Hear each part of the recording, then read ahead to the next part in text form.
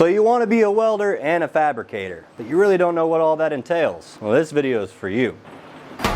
Now first off, I want to start by saying that statement's kind of broad. Welder, fabricator, to kind of put it in perspectives, you have a welder and then you have fitters and fabricators. Okay, now the welder's responsibility is that, to weld it. The fitter fabricator's job is to do that. Get the part assembled, tacked together in order for the welder to weld it. Sometimes those jobs merge together and become one and you are a welder fabricator. I've had maybe 2 jobs where I've had to actually read a print and do the start and finish thing. Matter of fact, here's my very first job. Here's a picture of me at the vessel shop in College Station, Texas. Just salty because I'm fixing my first repair. I learned a lot at that shop, including the fabrication lesson that we're going to cover today, which is going to be installing nozzles into pressure vessels. What's so really valuable about this is it works on any size pipe. But we also got to be aware when we go to weld it, things are going to move around, they're going to distort and they're going to shrink. We're going to show you exactly what's going to happen to this stainless pipe today when we go about fitting and welding it. We've got a piece of 3-inch Schedule 40 pipe and a piece of 1-inch Schedule 40 pipe. Knowing your pipe schedules and kind of what that means, where it's measured, is very important. With a blueprint, typically they're going to have something that's going to refer to a reference line. That's where we're going to pull all of our measurements for if we have a bunch of these nozzles going all over the place. But in this instance, we're just going to do the one. We have our reference line and we have our circumference. Those are going to be the 2 things that we need to find first in order to find where this nozzle is. I want this nozzle to be 3 inches to center because we always measure pipe center to center of everything. You could use a tape measure or a pipe wrap. That's what I ended up doing to get the circumference, is using a pipe wrap to find that circumference, and it's going to come in handy here in a moment. 3 inches to center, where we're going to put this 1-inch tube. We'll use our pipe wrap to find the circumference right here. The big thing with the pipe wrap is that you make sure it's really tight. And then now we have all the way around the pipe where that nozzle will be 3 inches. Not only do we need to find our reference line, but we got to find the 0 on the piece of pipe. A circle has 360 degrees, right? The very top being 0, and if we move that way, we got 90. Then we come all the way across, we got 180 and then 270. Those are the quarters of the pipe. If you get a print or the shell or whatever comes to you, it might already have a 0 in reference line, or it might require you to make one. And it's a piece of pipe. It's perfectly round. It doesn't matter where you put this first punch mark. It only matters when you go to level it. Put a nice punch mark on that, and we'll call that right there our 0. So now we have to find where our nozzle has to be 3 inches from our reference line. Is it located right on 0? Or is it on 3?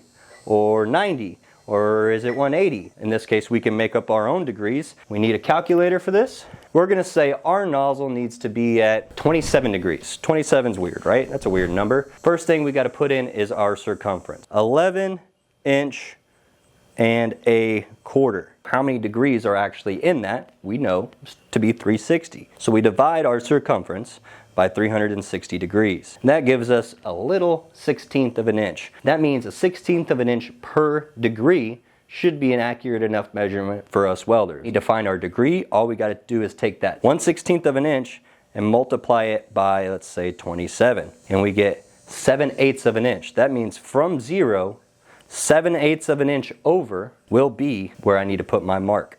Now that we know exactly where the degree is, we have to make sure that our first mark that we put down with our centering head is level. Make sure that this is zeroed out and just be patient. I think that's the biggest thing with fabrication, is patience. So now we're going to take that level. It's perfectly level. We're going to move it over here to this side. Try not to move anything on our rollers. Just move the centering head to find 0 perfectly level over here. Now that we have that, we can take our pipe wrap, and all we got to do is find 7/8 of an inch from our 0 mark right here. Go ahead and put us a punch. That's going to be the center of our nozzle. We know that we have a 1-inch nozzle that has to go in here, so we need to lay out our hole. Now, the top here is pretty simple to lay out. We just need to get a nice flat past 1 inch.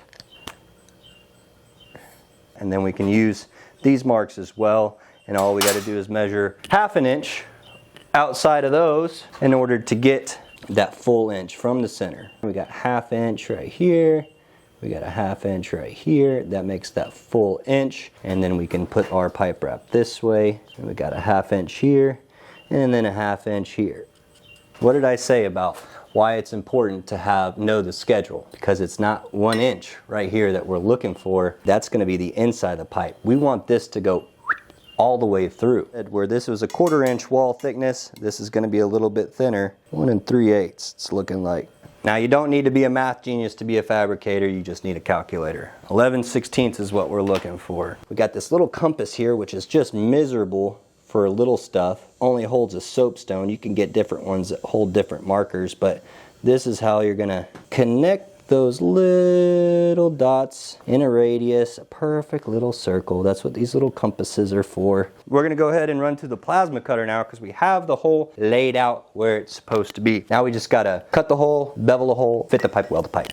All right, so now that the hole is laid out, we know exactly where it goes. And remember, that works for any size pipe trying to find any degree on it. If you're trying to build a barbecue pit, perfect thing. Matter of fact, we did a video on it when I made that barbecue pit out of kegs. Take the overall circumference, divide it by 360, and times it by the degree you're trying to find, and you'll get it right on the chili every single time. We're gonna plasma cut this hole today, and I don't have anything better than this thermocut right here. If you know anything about plasma, it'll cut any type of metal. I am gonna switch from this drag tip to this machine tip. Gives me a little bit better view, and we might even have to kick it over a little bit and put a bevel on it because we want complete joint penetration when we go to slide this nozzle through it. As you guys may know, we do have a lot of partners that help us get a lot of this content created. Go check out our links in the description for Extra Fire, Lincoln Electric, and not to mention our good friends over there at Cayman. They're running a special right now on their Amazon store for 15% off these gloves. My favorite pair of gloves, these contour grips. But hey, now we're gonna get into this cutting stuff. Want to be safe about things. So I am going to be putting on this respirator. Stainless is not too good for you when you start to breathe in all the bad stuff that you cut. Biggest thing when you're going to go pop a hole in anything with the plasma cutter is that you aim away. We want to aim towards the center, but it's going to splash up. We want to make sure that we do it away from us, and right at my camera is perfect. So now that we've got the hole in it, we can cut the actual center.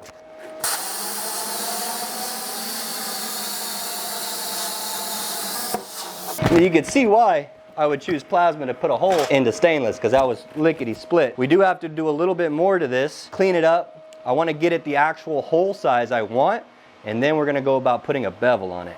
So there it is, there's the hole. We got a little bevel on there. I'm going to use the plasma cutter as much as I can in order to put that bevel on there. We are going to put that cone rock on, clean it up around the edges to put the nice clean bevel. Maybe even have to step down to that burr bit on a die grinder to make sure everything's nice and clean. And then even went in back with the rock to make sure that I had a decent land on the inside of this. It wasn't too knife edge, too thin, as well as making sure that hole was big enough that that pipe had some wiggle room, because I'm going to put an open root weld in it. In order to fit this piece of pipe here into the hole, we got to get everything level. Best way I know how to fit this nozzle would be to roll this on its side if we can. We'll make sure that the pipe's level here, and we've got the absolute 90th degree from that hole. All I did was take 270, which is 90 degrees from 0, and add that 7/8, which is the distance from 0 to that 27. And I'm going to have that one spot here is just a mark to let me know if this is level, then this nozzle, whenever it's level, is perfectly 90 degrees from that, which is how it should be. You can't have this a willy-nilly distance. We have to have it a certain distance from the vessel, if you will. For this, we'll say 6 inches. It needs to come 6 inches out, no more, no less. Well, within a 16th. Always double, triple check before you tack anything that whatever you're working on is level. And we've got our roll right. Nice and level, pipes level. Now we're gonna do our best to get this guy level. Make sure that we're nice and 6 inches from that shell. That's not too bad. Now I can tack the top, use my jack stand, and just pull it up a little bit while it's tacked, and everything really stays nice and secure. Now we're gonna opt to use the Lincoln Sprinter 180 SI today, and we're gonna put it on its high frequency settings so that we've got a nice high frequency start in here. The argon's on, everything's level, everything's good to go. Now we're just gonna put our first tack in. I'm gonna end up bridge tacking this. I don't wanna get complete fusion all the way through because I don't have a purge on right now. So we'll bridge tack it first. Put a little bit way outside that bevel. We don't want anything to go in. We don't need anything crazy either. We're gonna look at our level there and check our level here. Make sure that those are matching. And it looks like they are. It pulled up right where I need it to be. Put a tack on the bottom now. This is probably the hardest tack of the bunch. Put one little tack on the bottom there. There's going to be even more distortion when we go to welding it, so I don't want to get too carried away. As long as everything is still really close to level, after those two tacks, we're good. This one's not so dramatic. All we're going to do is just put a square on it. My eyeballs are pretty good. That's very square. Believe it or not though, we're going to knock it just a touch out because we're going to tack this opposite side first, and I want to see a 1/16 of a gap, the opposite side that I want it to pull. And that's very important to know because it's going to happen, especially with stainless steel. As long as we don't go in that bevel, we shouldn't sugar our root. We're going to let that cool. And just like that, we're actually a little bit past. Like we still have, I see just the tiniest little bit of daylight. Before it cools off anymore, I'm going to go ahead and put this fourth tack. I'll put a good one out. The opposite side should be able to hold it from pulling too much. And again, we're not going to get too carried away because even though it's pulling one way or the other every time we tack it, it doesn't matter until we're absolutely finished that it stays perfectly straight. Getting everything taped up nice and tight and getting some argon flowing to it, probably like 10 CFH on the argon, the purge in here, and then maybe like 30 on my torch. The main thing that I want to cover today is the fact that we have to be methodical when we weld this out because we've got to hold to certain tolerances that it's tacked in. It's currently square to the pipe. It's level to itself if you roll it on its side. It's also that perfect 6 inches to the top of the nozzle. What's going to end up happening is as we weld this out, it's going to move in different directions. Along with when we get done, I bet this is going to be shorter than 6 inches. As we weld, we're going to be checking everything as far as putting levels here, making sure things are square here, rolling it to the side, making sure everything is staying the way it needs to be. And if not, we make adjustments as we weld because it's a lot easier to make adjustments on the fly to correct things than it is when the weld is completed. The first thing we're going to end up doing is quartering out our root. We're going to weld a little bit this way on this quarter, and then we're going to probably roll it because we can and weld this way. We always go either counterclockwise or clockwise, so got to make sure the direction stays the same. I can weld this part from here to here, and instead of doing this to that way, I can make it go here to here. That's still quartered, but I finished this way. It's going to want to pull even more this direction, believe it or not, even though I'm trying to quarter it and prevent that. Now I'm going to use the full 200 amps of this machine, not because I need it, but because I got that foot pedal and that high frequency start. Purge going, it seems to be good. Go ahead and start with this part, putting our first little bit of bead in there, soaking it in. I might hammer down a second and back off that foot pedal. We're going to stop right when we get to that bridge tack. We'll let that post flow do its thing. Once that's good, I'll do this other side. You might be saying, what about your tacks? I know they're there. Calm down. We're going to put these two solid welds in, and then we're going to remove all the tacks and then tie into everything. Now I'm just stomping on it because I did not prep this well enough to get complete joint penetration all the way through, which is a little sad, but I also didn't want to grind anymore. And this isn't real life, but we will see a lot of the movement. Now we can go about cutting out all of our tacks and feathering those two welds so that we can finish the root pass, and then we'll check after the bead. Everything's cleaned up. Now we can continue.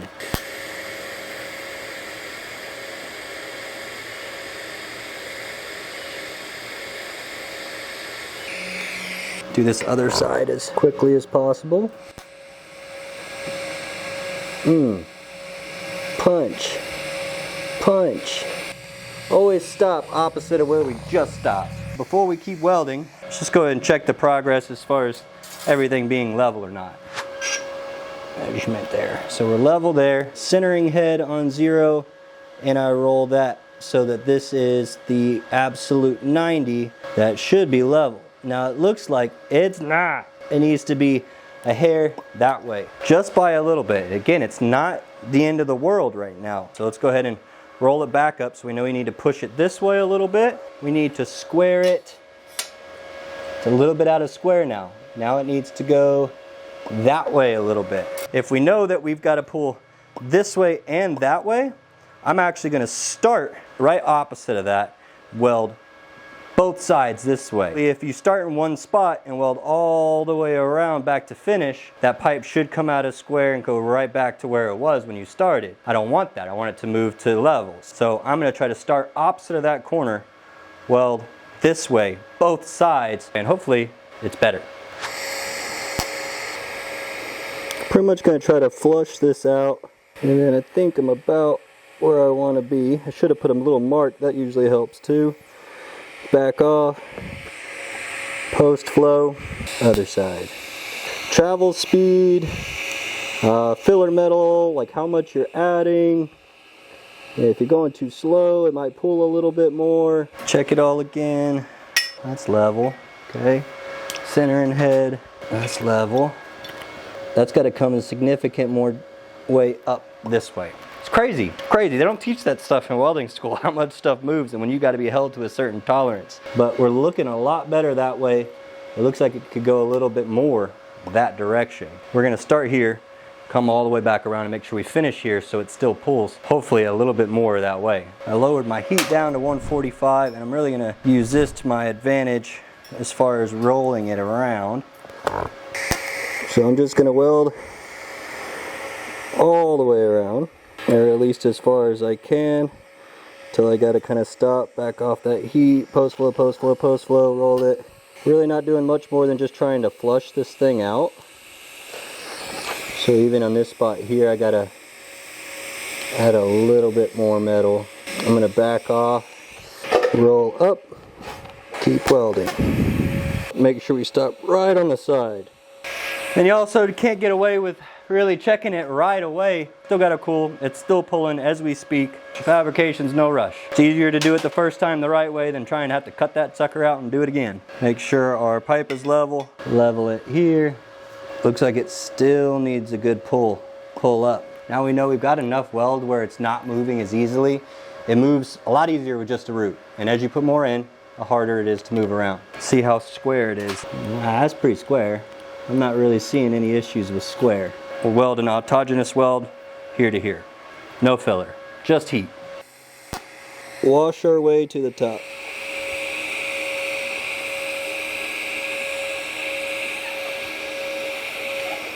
Post flow, post flow. Again, we're just using just the arc as heat in order to finish right here. Just let that post flow do its whole thing. And we check again. It still says it needs to get pulled, guys. I don't love that. I don't love that I did that. We're level here. We're not level there. I got one more trick up my sleeve.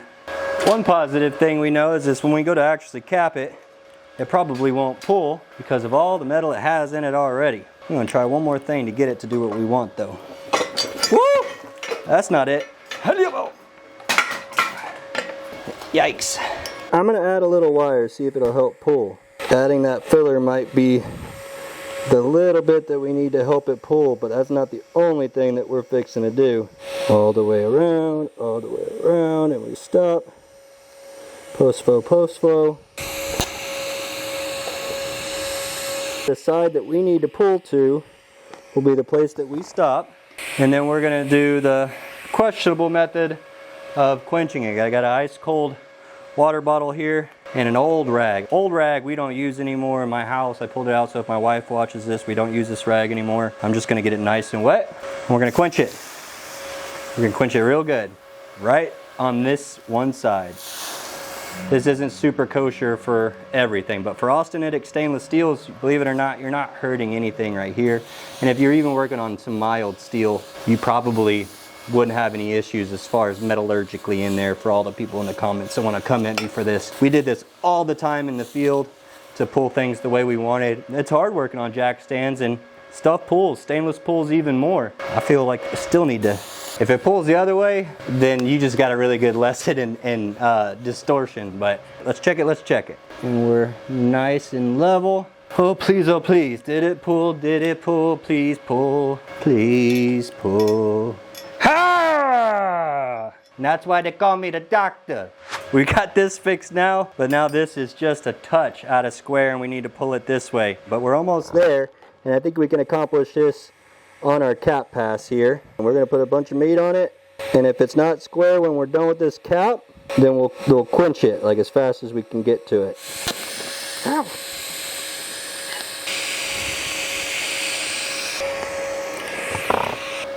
Ha-ha! That's good enough for me, baby! Just one more check here. Yeah. Square, level, plumb.